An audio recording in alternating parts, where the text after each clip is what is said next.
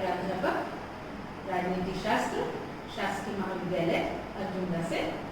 आज हम Karl Marx के तीसरे सिद्धांत यानी कि अतिरिक्त मूल्य के सिद्धांत के ऊपर चर्चा करेंगे। यह राजनीति शास्त्र स्नातकोत्तर MA सेकेंड सेमेस्टर के प्रथम प्रश्न पत्र का चतुर्थ इकाई है और इस सिद्धांत के अंतर्गत हम कार्ल मार्क्स के उन विचारों के बारे में चर्चा करेंगे जो पूंजीपतियों को अमीर बनाता है।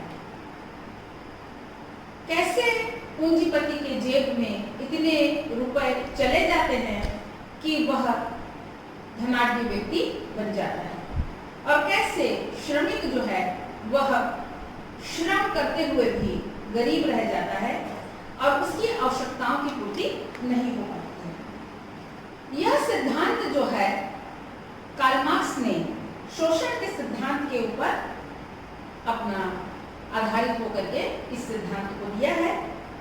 कार्ल मार्क्स ने अपने ग्रंथ द दास कैपिटल के अंतर्गत इस सिद्धांत के बारे में चर्चा की है। उन्होंने ये कहा है कि हर प्रकार के पदार्थ की उपयोगिता होती है और वस्तु के महत्व के आधार पर उसका मूल्य निर्धारित होता है। वस्तु का बाजार मूल्य विनिमय मूल्य होता है। बाजार मूल्य कहने का मतलब कि कोई वस्तु जब बाजार में विक्रय हेतु आती है तो उसका जो एक क्रय मूल्य निर्धारित होता है या विक्रय मूल्य जो निर्धारित होता है वह उसका बाजार मूल्य कहलाता है और यह मूल्य उसकी उपयोगिता के आधार पर होता है, ऐसा कार्ल मार्क्स के द्वारा से कहा गया है। कार्ल मार्क्स ने वस्तु के बारे में यह कहा है कि कोई भी वस्तु जो है वह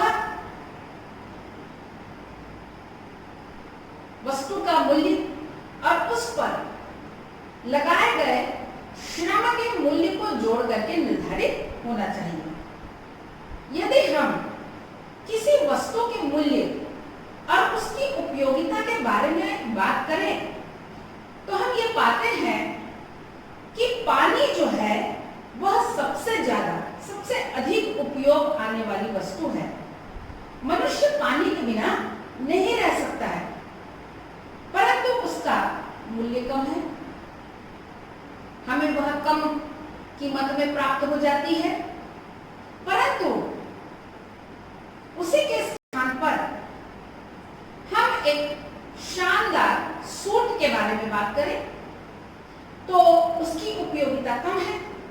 मनुष्य विशेष समयों में ही उस सूट का प्रयोग करता है परंतु उसका मूल्य पानी से बहुत ज्यादा है।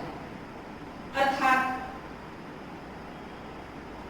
वस्तु की उपयोगिता के सिद्धांत को हम यहाँ पर नहीं लगा सकते और ये भी नहीं कह सकते कि मूल्य जो है वह उपयोगिता के आधार पर निर्धारित होता है, क्योंकि पानी जरूरी है तो पानी का मूल्य ज्यादा होना चाहिए। सूट का की उपयोगिता कम है तो सूट सस्ता होना चाहिए, पर ऐसा नहीं है। मार्क्स के अनुसार किसी वस्तु का विनिमय मूल्य उससे तैयार किए जाने वाले श्रम की मात्रा पर निर्भर करता है। अर्थात कोई चीज या कोई वस्तु का मूल्य हम उस पर लगने वाले श्रम के आधार पर निर्धारित करते हैं और मार्क्स के अनुसार से सही है। जल हमें पृथ्वी में यूं ही मिल जाता है इसलिए उसकी कोई कीमत नहीं है, पर जब सूट को हम बनाते हैं उसके लिए कपड़ा खरीदते हैं, दर्जी से सिलवाते हैं तो वो सारी चीजें करके उस सूट की कीमत जो है वो बढ़ जाती है, क्योंकि कपड़ा प्रक्रियाएं की जाती है। जैसे एक उदाहरण हम ले लें, कपास का मूल्य कम होता है, पर जब उससे हम कपड़ा बनाते हैं तो सबसे पहला काम होता है कपास को चुनना खेत से, उसकी साफ सफाई करना, उससे धागा बनाना और उसके बाद कपड़ा बनाना। तो इस प्रकार से यहाँ पर श्रम ज्यादा हो जाता है और श्रम के कई प्रकार यहाँ पर हो जाते हैं। यही काम हाथों से किया जाता है तो समय बहुत लगता है, पर जब इसी काम को हम मशीन से करते हैं तो ये काम बड़ी आसानी से हो जाता है। इसके लिए हम और भी उदाहरण ले सकते हैं। पहले किसान खेतों में कटाई करता था, उसकी निजाई करता था, बहुत समय लगता था, पर आज यही काम हार्वेस्टर के माध्यम से किया जाता है। तो ना ही आपको कटाई करने की जरूरत है और ना ही किसी और प्रकार के क्रियाकलाप की, सीधा फसल आपके पास साफ सुथरी होकर के पहुंच जाती है। तो इस तरह से मशीनों के आने से अनेक प्रकार के परिवर्तन समाज में आ गए हैं और मशीनों के आने से श्रमिकों का सारा काम यंत्र कर लेते हैं और आज श्रमजीवी वर्ग लाचार हो गया है। मजदूरों की संख्या अब कारखानों में कम हो गई है। ऐसी स्थिति में यदि मजदूर पूंजीपति के पास काम मांगने जाता है तो पूंजीपति अपनी शर्तों पर उससे काम करवाता है, क्योंकि उसका सारा काम तो मशीनें कर देती हैं। तो ऐसी परिस्थिति में मजदूर के पास और कोई रास्ता नहीं होता है कि वह कम वेतन पर काम कर ले और मजदूर को अपना श्रम कम कीमत में बेचना पड़ता है। पूंजीपति उसे उसकी जीविका के लायक मजदूरी देकर के सारा लाभ हड़प लेता है। अर्थात बदली हुई परिस्थिति में हम ये देखते हैं कि मजदूर को मजबूर होकर कम कीमत पर काम करना पड़ता है, उसको कम कीमत मिलती है और पूंजीपति सारा लाभ अपने जेब में भर लेता है। मार्क्स के अनुसार कारखाने में श्रमिक अधिक समय तक काम करता है और इसके बदले में पूंजीपति उसे कम वेतन देकर के उसके श्रम की चोरी करता है, क्योंकि यहाँ पर मजदूर के सामने उसकी मजबूरी सामने आ जाती है और वो कम कीमत में काम करने के लिए तैयार हो जाता है। और जो श्रम की चोरी है वही अतिरिक्त मूल्य है।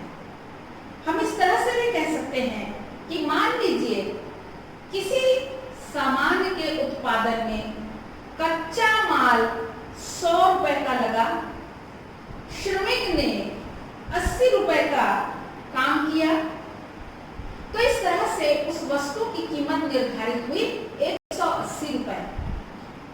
पर पूंजीपति मजदूर को केवल 50 रुपए का भुगतान करता है और 30 रुपए अपनी जेब में डाल लेता है। तो इस तरह से जो ये अतिरिक्त पैसा पूंजीपति के जेब में चला गया, यही अतिरिक्त मूल्य कहलाता है। यदि कार्ल मार्क्स के अनुसार से माना जाए तो 100 रुपए कच्चा माल और 50 रुपए मजदूर की मजदूरी, तो वस्तु की कीमत 150 रुपए होना चाहिए, परंतु नहीं, यहाँ पर 180 रुपए निर्धारित हो रही है। तो ये जो 30 रुपए है यह अतिरिक्त मूल्य है और यही अतिरिक्त मूल्य जो है वह समाज के वर्ग को अर्थात पूंजीपति को पूंजीवान बनाता है और मजदूर को उसके श्रम से मिला हुआ कम वेतन ही उसको गरीब बनाता है। और इस तरह से समाज में एक वर्ग जो है वो संघर्ष के लिए तैयार हो जाता है और इसी जो अतिरिक्त मूल्य है इसका विरोध कार्ल मार्क्स के द्वारा से किया गया है। आइए हम इस सिद्धांत की आलोचना की ओर चलते हैं।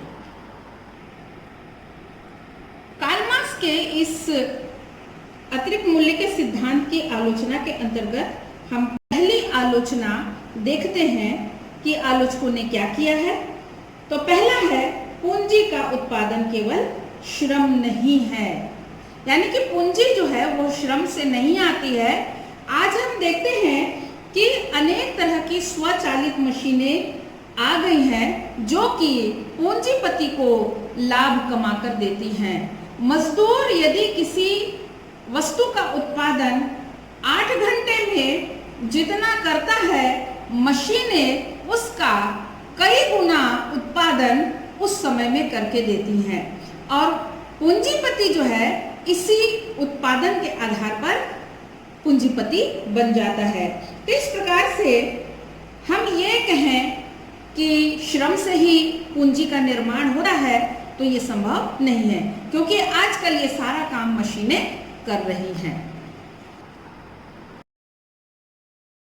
दूसरी आलोचना हम यहाँ पर देखते हैं कि केवल श्रम द्वारा ही वस्तु का मूल्य निर्धारित नहीं होता है, अर्थात किसी वस्तु के निर्माण में किया गया या लगाया गया श्रम जो है वह वस्तु के मूल्य को निर्धारित करता है, ऐसा कहना भी गलत है।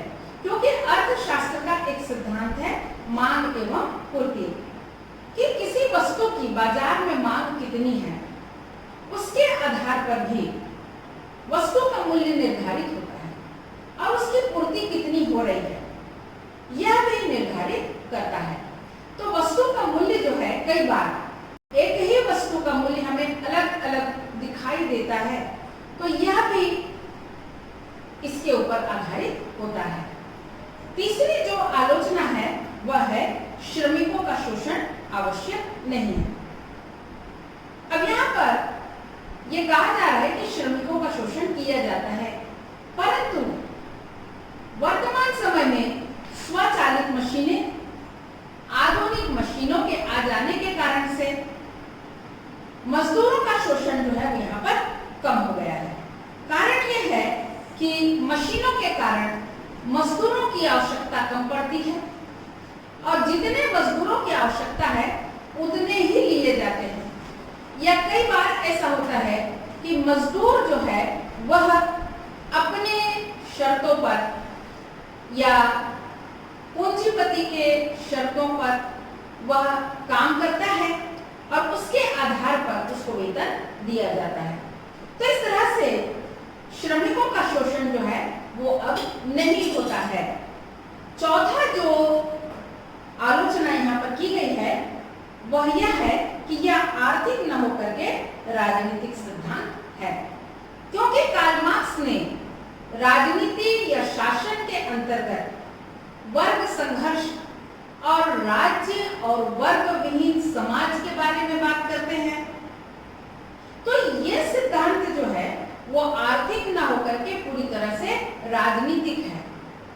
कार्ल मार्क्स के अनुसार से राज्य की स्थापना राज्य विहीन, अर्थात जो इन्होंने होली फैमिली के अंतर्गत कहा कि दुनिया के मजदूरों एक हो, ऐसा जो इन्होंने कहा है इसके अंतर्गत पूरे पृथ्वी को इन्होंने एक मान लिया है और ये कहा है कि किसी भी राज्य की सीमा नहीं होगी और पूरा संसार एक होगा।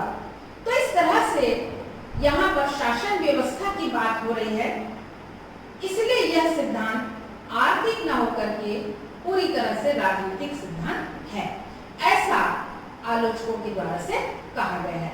तो इस प्रकार से यह है कार्ल मार्क्स के अतिरिक्त मूल्य का सिद्धांत। और इस सिद्धांत के माध्यम से उन्होंने यह प्रस्तुत किया है कि पूंजी का निर्माण जो है वो हमेशा अतिरिक्त पूंजी या अतिरिक्त मूल्य के कारण से ही होता है और इसी से पूंजीपति अमीर हो जाता है और मजदूर गरीब हो जाता है। धन्यवाद।